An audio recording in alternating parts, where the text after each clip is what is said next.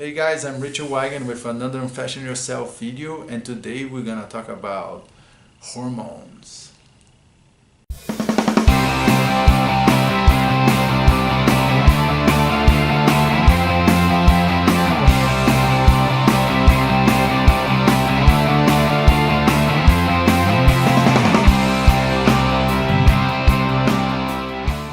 So, before we talk about it, I'm just gonna throw it on my experience out there with hormonal issues. So when I was 33 to 34 years old, I started to having hot flashes, and I actually picked up a phone and called my mom and my mother-in-law, and then I asked her like, listen, what are the symptoms for hormonal for hot flashes? And they explained to me of like, holy crap, I'm having this. It's like, first of all, I'm a guy. Second, I'm way too young to be having those things.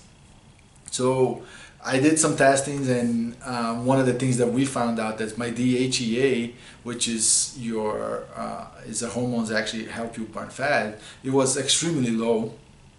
Testosterone didn't get low, luckily, but the DHEA was low, and my cholesterol was actually below 150, which was, my body didn't have the material to produce hormones properly. Also, my blood sugar was like going up and down like crazy. My AC1 levels, which is the average of your blood sugar in 3 months, was 5.6. And to have an idea, pre-diabetic is 5.7. So I got really close to be pre-diabetic. And on that time, I was actually vegan and following low-fat diet and high in carbs. And when I talk about carbs, I was having like fruits and vegetables. It's not like I was having bread or anything like that. I was just technically having good carbs, but the amount was so big, and because I was eating very little fat, led me to trouble. So what we can do?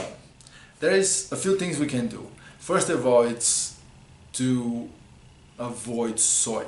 Soy have phytoestrogens, which mimic the natural estrogen in our body, and that can cause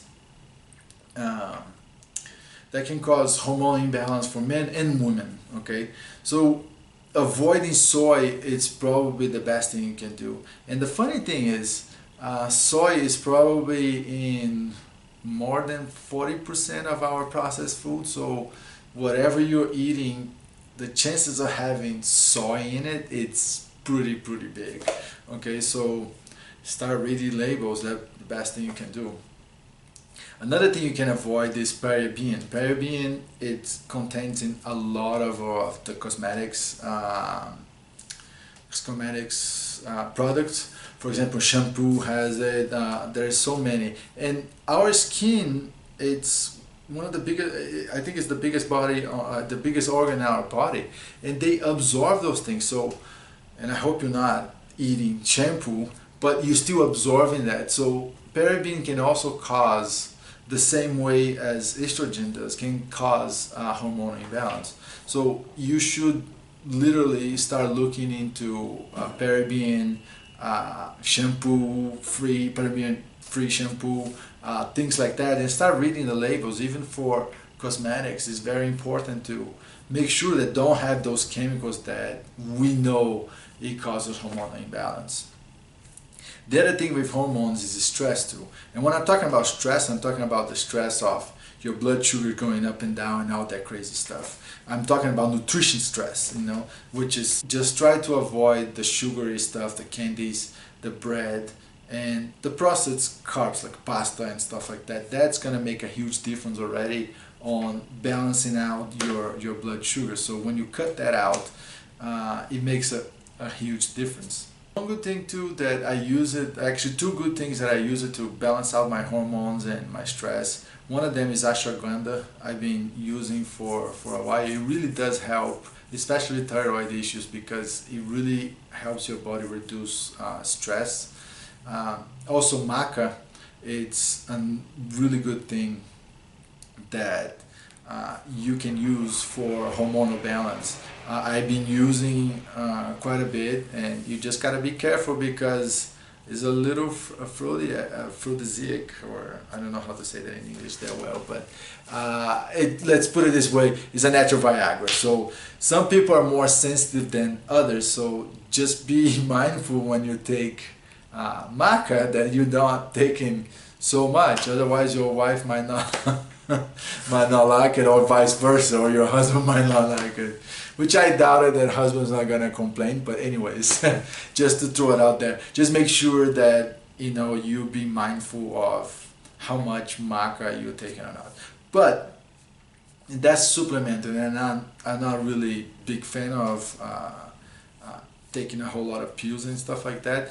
But there is two things that you can do with food, actually three things that you can do with food to help your hormones. Number one, it's eggs. Like when I started having those issues, and I was actually vegan at that time, and I was craving for eggs. So the minute that I ate eggs, my body started feeling much better. And interesting enough, I read a few articles that actually talk about eggs being extremely helpful with DHEA levels, which was the number one that was lowest in me was the DHEA. So when I started eating eggs, I felt so good. And so that's one simple thing you can do today to start helping your body produce the right amount of hormones, or produce hormones, or get in balance again. It's eggs. Second thing you can do is not be afraid of fat, and stop eating the foods that's gonna spike your sugar, like soda, candy, also breads, pasta, and all that stuff. All that makes your blood sugar go up and down like super quick.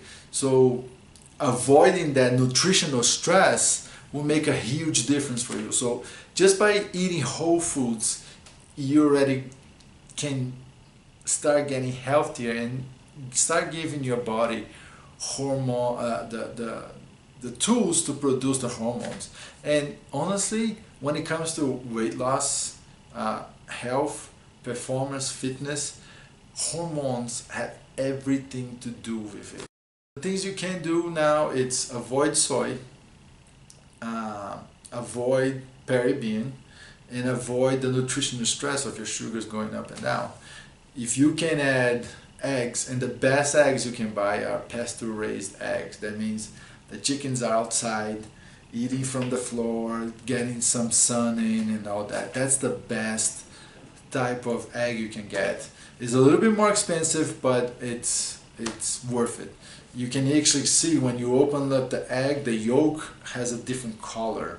Like if you get regular cage eggs and all that, you're gonna open, they're gonna see that they're all the same bright yellow color. If you get a pasture raised eggs, you're gonna see that some yolks are a little bit more orange, some yolks are a little bit more on the yellow side, and that's a good thing. That means that those are healthy eggs, okay?